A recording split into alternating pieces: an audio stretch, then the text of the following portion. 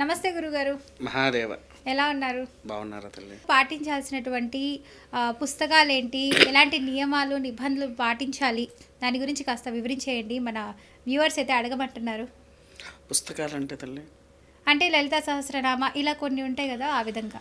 వాస్తవానికి అందరికీ తెలిసి కేవలం నవరాత్రులు దుర్గాదేవికి, లేకపోతే ఇప్పుడు నడిచే వసంత నవరాత్రులు, దాని తర్వాత ఆశ్వయుజ దుర్గాదేవి నవరాత్రులు, ఆషాఢ మాసంలో శాఖామరియుక్త వారాహి నవరాత్రులు, మాఘమాసంలో శ్యామలాదేవి నవరాత్రులుగా అందరికీ తెలుసు. అవును గురుగారు. పురుషుల్లో కొంతమందికి తెలిసింది ఏంటంటే గణపతికి నవార్ణికోత్సవాలు. గణపతి మనం నవరాత్రులు చేస్తాం కదా, అసలైతే అవి నివారణికోత్సవాలు. అది కూడా అప్పుడు హిందూ ధర్మ యూనిటీ కోసము పుట్టించిందే కానీ అసలేదో ఒకప్పుడు గణపతి నవరాత్రులు అనేటువంటివి లేవు. కేవలం వినాయక చతుర్థి మాత్రమే ఆచరించమని శాస్త్రం. దాని తర్వాత అసలైతే పురుషుల్లో నవరాత్రులు ఉన్నది ఎవరికయ్యా అంటే ముగ్గురుకున్నాయి. ఎవరు గురుగారు వాళ్ళు? మొట్టమొదటిది పరమేశ్వరుడు, రెండోది మధ్యలో కల్పించినటువంటి గణపతి, మూడవది సాక్షాత్కారుడైన ఏకైక ధర్మపత్ని అయినటువంటి ఆ సాక్షాత్కారుడైనటువంటి శ్రీరామచంద్రుడు. అందుకోసమే చూడండి, మనకు యుగాది ఎప్పుడైతే ప్రారంభమవుతుందో అక్కడ నుంచి రామనవమి వేడుకలు ప్రారంభమవుతాయి. అవును గురుగారు. ఈ రామనవమి వేడుకలు ఏ విధంగా ఉన్నది అని అంటే తల్లి, మొదటి రోజున దేవతాహ్వానం కింద చేస్తారు. రెండో రోజు బాలవృద్ధి ఆచారం అని చేయాలి. మూడో రోజు యజ్ఞోపవీత ధారణార్థం చూసుకోవాలి. నాలుగో రోజు విధితత్వ కార్యక్రమాలు అంటే కలుష స్థాపనాధికారులు ఏవైతే ఉన్నాయో అవి, అంకురారోపణలు, ఇలా ఒక్కొక్కటి చేసుకుంటూ నవమి రోజున వస్తారు.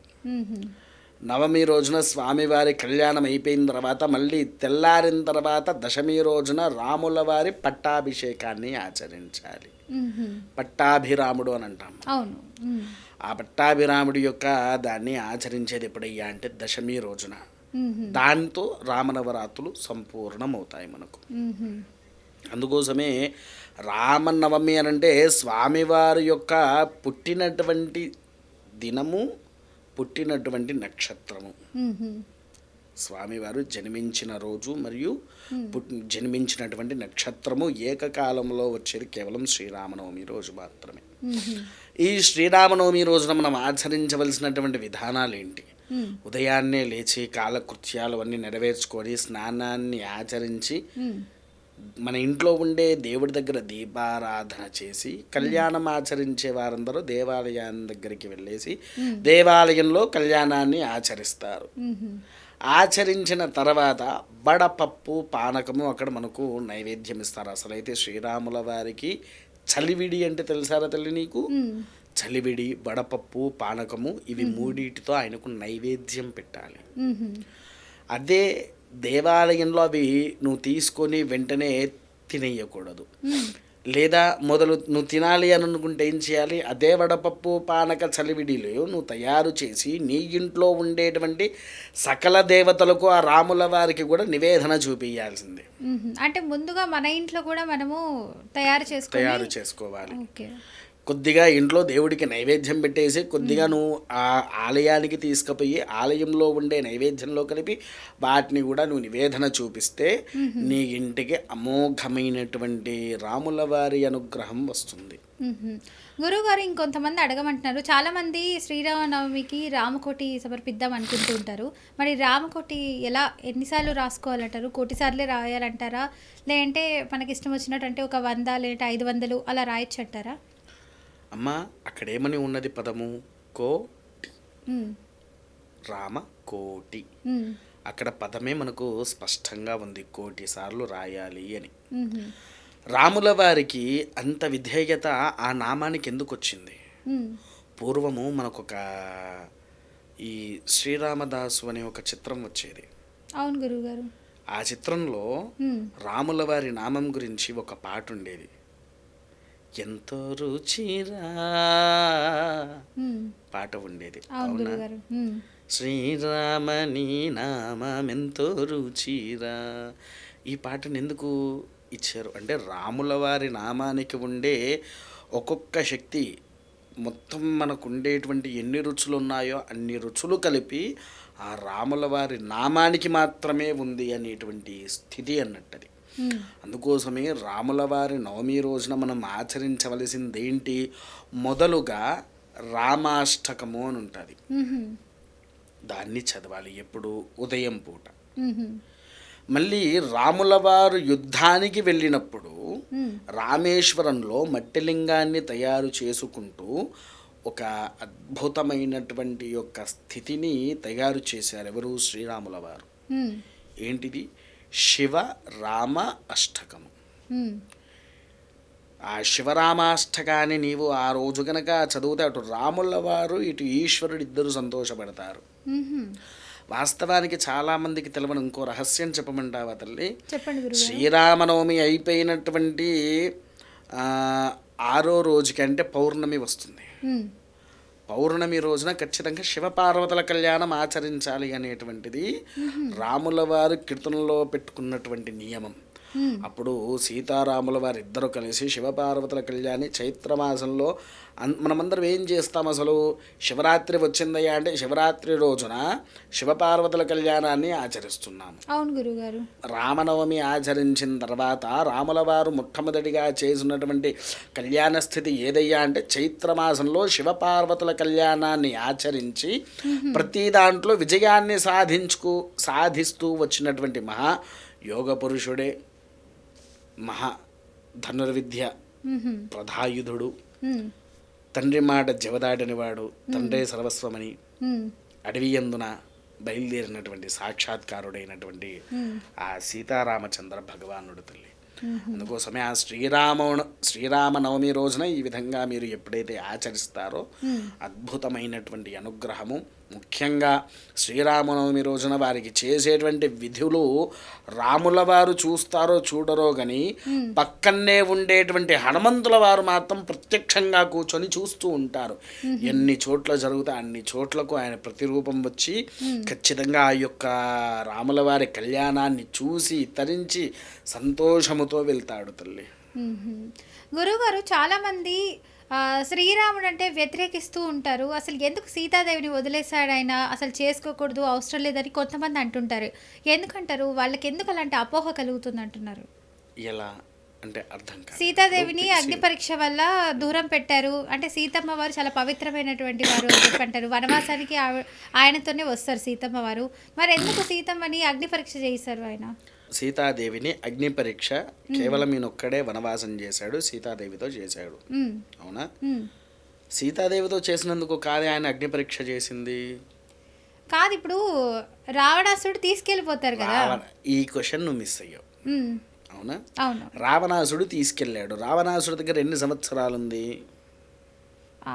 నాకు అంత ఐడియా లేదు. 11 సంవత్సరాలు. 11. ఓకే. 11 సంవత్సరాలు ఒకరి దగ్గర ఉన్నది అని చెప్పేసేసని వాస్తవం ఒక మాట అడుగుతా తల్లి. అంటే ఎవరో చాకలి వాళ్ళు ఏదో చెప్పుకున్నారని ఆయన సీతని అనుమానించడం కూడా కరెక్ట్ కాదండి. మీరు అన్నదానికి నేను ఖచ్చితంగా ఆన్సర్ ఇస్తా తల్లి. ఆయన కరెక్ట్ కాదంటున్నారు. నేను ఒక యొక్క ప్రశ్న వేస్తా, దీనికి ఒక్క సమాధానం చెప్పండి. నేను అంత కరెక్ట్ గా ఆన్సర్ చెప్పే గొప్పదని కాదు, కానీ బయట కూడా ఒక క్వశ్చన్ అడగమంటారు. ఈ ప్రశ్న ఎవరైతే అడుగుతున్నారో, క్వశ్చన్స్ ఎవరైతే ఇచ్చారో వారికి కూడా ఇదే ప్రశ్న వస్తున్నాయి. యాంకర్ గారికి కాదు, వారికి ఈ ప్రశ్న ఎవరైతే ఇచ్చారో, ఇది మీలో ఎంతమందికి ఆలోచన ఉందో ప్రతి ఒక్కరికి ఇదే ప్రశ్న. సీతాదేవిని పరీక్షించాడు అని అంటున్నారే, మరి ఇప్పుడు నడుస్తున్నటువంటి ఈ యొక్క యుగంలో ఒక భర్త చనిపోయిన ఆడది కావచ్చు, లేకపోతే మరదలే కావచ్చు, బావ దగ్గరికి వెళ్ళింది, లేదా అక్కడ ఉండాల్సి వచ్చింది ఓ నెల రోజులు. మామూలుగా వివాహం అయ్యేటప్పుడు ఈ విషయం తెలిసింది. అప్పుడు ఏమంటున్నారు జనాలు? ఏమనాలి చెప్పండి గురుగారు. రూమర్స్ వచ్చాయి కదా, ఆ రూమర్స్ విన్న అతను ఈ అమ్మాయి మంచిది కాదు అని ముద్ర వేసి వివాహం చేసుకోకుండా ఎందుకు వెళ్తున్నాడు? Point number 1. అవునా? పాయింట్ నెంబర్ 2, భర్త చనిపోయిన ఆడది ఎంతో కష్టపడుతూ పైకి వస్తూ ఉంది. ఈ జనాలే భర్త లేడు, అనుకుంటా ఆమె మీద ఎవరు ఎంతమంది మాట్లాడారు తల్లి? మాట్లాడతారు చాలామంది. ఎందుకు మాట్లాడుతున్నారు? ఉమ్, ఆ మాట్లాడుతున్న క్రతువులో ఈమె మనసు ఎంత క్షోభపడి ఉంటుంది. అవును. క్షోభపడ్డందుకు వాళ్ళ ఇంట్లో వాళ్ళందరూ కొంతమందిని వెలివేసిన వాళ్ళు ఉన్నారు. అవును. అంటే మీరందరూ చేయంగా ఎవరెవరో మాట్లాడుతునే విషయంలో నీ ఇంట్లోనే తప్పు చేసినప్పుడు ఒక ఊరంతా ఏకమయ్యి సీతాదేవిని నిలదీసేటప్పుడు అగ్ని పరీక్ష చేయడంలో తప్పేముంది? రాముల వారికి తన భార్య ఏ తప్పు చెయ్యలేదు అని నిరూపించుకున్నాడు ఆయన అక్కడ. నిరూపించుకోవడానికి అగ్ని పరీక్ష పెట్టాలి, లేదంటే లేదంటారు. లేదు ఒకటి. తర్వాత అది అయిపోయిన తర్వాత పట్టాభిషేకం దగ్గరికి తీసుకొని వచ్చారు. పట్టాభిషేకం జరిగింది. అక్కడంతగానం అగ్ని పరీక్ష జరిగిన తర్వాత కొంతమంది రాజులు ఎవరైతే ఉంటారో సీతాదేవిని మళ్ళీ నిందించడం ప్రారంభం చేశారు. ఎందుకనంటే జనాలు కాకులు. ఒక విషయం మామూలుగా దొరికింది అని అంటే దాన్ని పదే పదే అక్కడ వరకు ఎందుకు తల్లి? ఎగ్జాంపుల్ నేను మీ అన్ని న్యూస్ ఛానల్స్ని అడుగుతున్నాను. ఒక్కరి విషయంలో మీకు ఒక టాపిక్ వచ్చింది అని అంటే దాన్ని ఒక వారం రోజుల పాటు ఎంత హాట్ న్యూస్గా వేస్తారు. అసలు ఏం జరిగింది తెలుసుకోవాలి కదా గురువుగారు. ఏం జరిగిందో తెలుసుకోవడానికి మీరు ఒకరిని బ్యాట్ చేస్తున్నారు కదా. బ్యాట్ చేయడం కాదు, అసలు ఏంటి ఎలా జరిగింది ఇలా అని కొంతమంది చెప్తున్నారు. అది నిజమా కాదా అనేది బయట పెడుతున్నాం. అది నిజమా కాదా అనేది బయట పెట్టాలి అంటే ప్రతిసారి వేసుకుంటారా వాళ్ళ దాని గురించి? ప్రతిసారి ఎందుకు ఒక వన్ డేలో మినిమం ఆ షో 15-20 ఇంకెక్కువ సార్లు కూడా రావచ్చు. అవునా? నువ్వు నిజాన్ని బయట పెట్టిన తర్వాత ఇది నిజమని చెప్పేసి ఒకేసారి నువ్వు బయటికి ఎందుకు చూపించట్లేదు? పదే పదే దాన్ని ఎందుకు వెయ్యాలి? తెలుస్తుంది కదా గురువుగారు. ఏం తెలుస్తుంది? ఒక్కసారి అది 3 రోజులకు రుజువు వచ్చింది, వారం రోజులకు ఎంత చేస్తామో కరెక్ట్ చేశారనేది కూడా మేము పెడతాము. ఏది కరెక్ట్ చేశారు, ఏది తప్పు చేశారు? తప్పు అని చెప్పి మీరు ఇంట్లో చెప్పారు కదా, తప్పు జరిగింది అని చెప్పి. అవును, ఇప్పుడు తప్పు అంటున్నారు. మరి కరెక్ట్ అయ్యింది, నిజం బయటకు వచ్చింది కూడా వేస్తున్నాం కదా. కరెక్ట్ అయింది, నిజమైంది. కానీ కరెక్ట్ కాకముందుకు ఈ అబద్ధాన్ని మీరు ఎన్నిసార్లు వేశారు? అబద్ధం అని చెప్పి మేము అన్నిసార్లు మేము ఒకసారి చూపిస్తాము ఏంటన్నది. అది తప్పు ముచ్చట అమ్మ. మీరు ఒక యాంకర్గా మాట్లాడాలి. యాంకర్ గానే చెప్తున్నాను గురుగారు. నేను మీకు ప్రూఫ్స్ ఇస్తాను. ఎందుకంటే ఎన్నో ఛానల్స్లో ఒకేదాన్ని ఎన్నిసార్లు చూపిస్తారో కూడా మీకు కూడా తెలుసు. ప్రత్యక్షంగా చూసే ఉంటారు. అవును, జనాలు ఏంటి అసలు ఏం జరిగింది అని చెప్పి అది బయటకు వచ్చే వరకు వాళ్ళు చూపించాలి కదా. బయటకు వచ్చే వరకు ఇక్కడ ఈ వ్యక్తి ఏమయ్యాడు? బ్యాడ్ అయ్యాడు కదా. నిజం వచ్చిన తర్వాత మేము ఎందుకు చేస్తాం? అతను అలా అయితేనే దాన్ని మేము టెలికాస్ట్ చేస్తాము.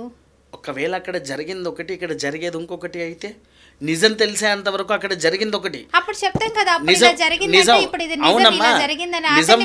నిజం వచ్చేంత వరకు ఆ పర్సన్ అనే వ్యక్తి బ్యాడ్ అయ్యాడా లేడా?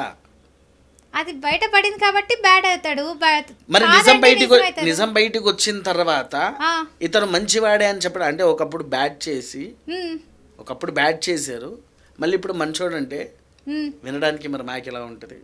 అంటే నిజాలు బయటపడతాయి కాబట్టి. ఏం నిజం బయటపడ్డది అక్కడ అసలు? ఇప్పుడు మీరు చెప్పారు కదా తప్పు చేశాడని చెప్పి అన్నిసార్లు టెలికాస్ట్ చేస్తున్నారు కదా అంటారు కదా. తప్పని చూపిస్తాం. పూర్వంలో ఏంటి అని అంటే మనిషి ఒకేసారి నిల్చొని మాట్లాడేటవాడు, ఒకటే దాన్ని పట్టుకొని చూపించేటవాడు కాదు. అయితే అక్కడ ఏమైంది? అంతా అయిపోయిన తర్వాత ఇక్కడికి తీసుకొని వచ్చిన తర్వాత అక్కడ ఎంతో మందుల ముందు సీతాదేవిని అవమానించేసరికి సరే తల్లి, ఈ మూర్ఖపు ప్రజలు ఇలానే ఉంటారు, నేను మాత్రం ఏకధర్మ పత్ని వ్రతుణ్ణి, నాకు నీవు తప్ప వేరే ప్రపంచం లేదు, నీవు తప్ప వేరే ఆలోచన లేదు, నీవు తప్ప నేను ఎవరిని చూడను అని చెప్పేసి ఆ సీతాదేవిని వనవాసానికి పంపించాడు ఒక్కదాన్ని. తన గురువైనటువంటి వశిష్ఠ మహాముని దగ్గరనే ఆ అమ్మ నివసించేది. కానీ ఈయన మాత్రం సీతాదేవి యొక్క విగ్రహాన్ని తయారు చేసుకొని ఆ విగ్రహంతోనే మాట్లాడుతూ జీవిస్తూ ఉన్నవాడు. ఎప్పుడైతే లవకుశలు జన్మించారో, లవకుశలు జన్మించిన తర్వాత ఈ యొక్క రామాయణాన్ని మొత్తం యావత్గా చాటించే క్రమంలో రాముల వారి దగ్గర వీరు రామాయణాన్ని బోధిస్తూ ఉంటే అది విన్నటువంటి రాముడు తన రాజ్యానికి తీసుకుపోయిన తర్వాత సీతాదేవి విగ్రహాన్ని చూసి ముగ్ధులవుతారు. ఈయన ఎవరు అని తెలుసుకోవాలని ఆలోచన పడి ఇంటికి వెళ్ళిన తర్వాత సీతాదేవిని అడిగితే వారెవరో కాదు నీ తండ్రి అని చెప్తే అప్పుడు మరలా అందరూ ఏకమవుతారు. అప్పుడు అందరూ కలిసి పిల్లా పాపలతో సంతోషంగా ఉన్నాడే మరి రాముల వారు. అలా అని చెప్పేసి సీతాదేవిని వదిలిపెట్టేసి వేరే వివాహం చేసుకున్నారా? లేదు. ఎందుకు చేసుకోలేదు? ఏకపత్ని వ్రతుడు కదా ఆయన. ఏకపత్ని వ్రతుడు. ఆయన తలుచుకుంటే వివాహం చేసుకోవడానికి ఎంతమంది అయినా వస్తాడు. కానీ ఆయన తలుచుకోలేదు. రాముల వారిది ఒకటే బాణము, ఒకటే నామము, ఒకటే వ్రతము, ఒకటే యుధము, ఒకటే తత్వము, ఏకపత్ని వ్రతుడు. ఇంత యోగ్యత ఉన్న భగవంతుల్లో ఏకైక సత్స్వరూపుడైనటువంటి వాడే ఆ సీతారామచంద్రుల వారు. చాలా చక్కగా చెప్పారు గురుగారు. ధన్యవాదాలు. మహాదేవ.